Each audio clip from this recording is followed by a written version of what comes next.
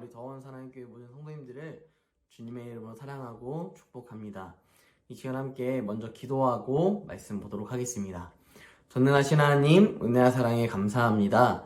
무엇보다 주님께서 우리를 사랑하여 주셔서 오늘 이 시간 가운데 하나님의 말씀을 듣게 하심에 감사합니다. 코로나19로 인하여서 참 어려운 상황 속에서도 주님 우리를 눈동자와 같이 늘 지켜 보호하여 주시고 주님의 선하신 인도하신 가운데 우리가 늘 걸어 나갈 수 있도록 주님 우리와 함께하여 주시옵소서. 주님 우리를 모든 시간 속에서 함께하시며 우리와 늘 동행하시며 역사해 주시사오며 거룩하신 예수님의 이름으로 기도드립니다. 아멘. 네, 벌써 우리 매일 바른 지혜가 마무리 단계에 다다랐습니다. 이번 주가 끝나면 매일 바른 지혜 잠언 말씀이 다 끝나게 되는데요. 우리 성도님들 가운데 꼭 한 가지 정도는 마음속에 새길 수 있는 말씀들로 새겨져 나갔으면 좋겠습니다. 그래서 우리 자녀를 키울 때 또한 자녀뿐만 아니라 관계 속에서 또한 하나님과 나의 관계 속에서도 정말 올바른 신앙의 모습으로 살아내시는 우리 성도님들이 되었으면 좋겠습니다. 먼저 우리 잠언 27장 말씀을 함께 볼 텐데요. 잠언 27장 2절 말씀, 6절과 9절 말씀을 함께 찾아서 읽어보도록 하겠습니다. 잠언 27장 6절, 9절 말씀 함께 읽도록 하겠습니다. 친구의 아픈 책망은 충직으로 말미암는 것이나 원수의 잦은 입맞춤은 거짓에서 난 것이니라. 기름과 향이 사람의 마음을 즐겁게 하나니 친구의 충성된 권고가 이와 같이 아름다우니라. 아멘. 네, 오늘 말씀의 이 잠언 27장 말씀은요, 친구에 대한 이야기가 주로 나옵니다. 그래서 27장에서 친구라는 단어가 4번이나 등장하면서 친구에 대해 소개하고 또 친구에 대해서 어떻게 친구가 나에 대해서 행할 때에 그것을 어떻게 반응해야 하는지를 나타내는 장면이 오늘 말씀에 등장하고 있습니다. 먼저 6절 말씀을 보니까 친구가 아픈 책망을 한다라고 이야기하고 있습니다. 이 아픈 책망, 여러분 누구나 책망 듣는 것이 너무 마음에 어려움이 있고 부담감이 있고 또 거슬리기도 할 것입니다. 누구나 책망을 가볍게 받아들이는 경우는 쉽지 않을 것입니다. 그런데 그 중에서도 나와 늘 동행하며 함께했던 내 친구가 나에게 이런 책망을 한다면 어떨까요? 어떤 기분이 드실 것 같습니까? 사실 다른 사람 혹은 내가 잘 알지 못하는 사람이 나를 책망하고 나에게 안 좋은 이야기를 한다 할지라도 많은 사람들은 그 책망에 귀를 기울이지는 않습니다. 왜 귀를 안 기울일까요? 네, 나를 생각하고 나를 뭘 한다고 그렇게 이야기하나 라고 생각하기 때문입니다. 나에 대해서 잘 알지도 못하면서 무슨 나한테 책망을 하고 평가를 하느냐 이렇게 생각할 수 있기 때문이죠. 그런데 반대로 친구는 어떨까요? 친구는 나와 늘 함께했던 사람입니다. 친구는 나의 어려운 면들과 부족한 면들을 너무 잘 알고 있는 사람입니다. 그렇기 때문에 이 친구는 나의 단점도 알지만 장점 또한 알고 있는 것이죠. 그런데 이 친구가 아픈 책망을 한다라고 이야기하고 있습니다. 왜 아픈 책망을 할까요? 왜 아프게 내 친구를 아픔을 주면서까지 이야기를 할까요? 그것은 단 한 가지, 바로 오늘 말씀해 보니까 충직으로 말미암았다라고 이야기하고 있는 것입니다. 충직이라는 것은 내 친구를 향하여서 정말 잘 됐으면 좋겠다라는 그 마음을 가지고 조언하는 그 마음을 가지고 있는 것이죠. 충직은 어떻게 보면 한자로 봤을 때는 충성하다 할 때 그 충자 아니겠습니까? 그러니까 친구를 굉장히 배려하고 또 마치 상관을 모시듯이 충성된 마음으로 그의 마음을 지키기 원하고 그의 생각을 지키기 원하는 마음으로 아픈 책망을 하게 되는 것이죠. 여러분, 이 아픈 책망을 들었을 때 우리의 대부분의 반응은 어떻습니까? 야, 너나 잘해. 이렇게 대처하지 않습니까? 하지만 이 책망을 통하여서 우리가 느낄 수 있는 것은 나에게 내 인생이 아주 안 되기 위하여서 이러한 이야기를 하는 것이 아니라요. 내 인생을 더 잘 펼쳐나가기 위하여서 나의 친구가 충직한 마음을 가지고 책망을 하고 있다는 것을 우리는 기억해야 한다는 것이죠. 또한 이렇게 이야기합니다. 원수의 잦은 입맞춤은 거짓에서 난 것이니라. 여러분, 누구나 좋은 이야기 듣고 싶어요. 누구나 내가 먹었을 때 달콤해 라는 것을 먹고 싶어 합니다. 하지만 여러분, 달콤한 건 어떻죠? 몸에 좋지 않죠. 초콜릿을 많이 먹으면 이빨이 썩기도 하고 당뇨가 오기도 하고 이렇지 않습니까? 이런 것처럼 우리가 잘못되어가고 있는데도 불구하고 자꾸 듣고 싶어하는 말들만 계속하고 또 삼키기에 좋은 것들로만 자꾸 이야기하는 사람이 내 주변에 있다면 그 사람은 정말 나를 위하여서 조언하고 나를 위하여서 책망하고 나를 위하여서 말을 하는 것이 아니라 오히려 내가 잘못된 길로 갈 때에 그 길로 더 가게끔 권장하는 자가 될 것입니다. 그러한 자들을 바로 원수다라고 이야기하고 있는 것이죠. 그러면서 9절 말씀으로 이어가 보면요. 기름과 향이 사람의 마음을 즐겁게 한다라고 이야기하고 있습니다. 우리 남자 집사님들은 퇴근을 하고 가정에 딱 들어왔을 때 맛있는 음식이 냄새가 딱 맡아지면 그 향이 너무 행복한 향이 될 것입니다. 그렇지 않을까요? 혹은 캔들 이런 것들을 통하여서 좋은 냄새를 맡았을 때 기분까지도 또한 좋아지게 될 것입니다.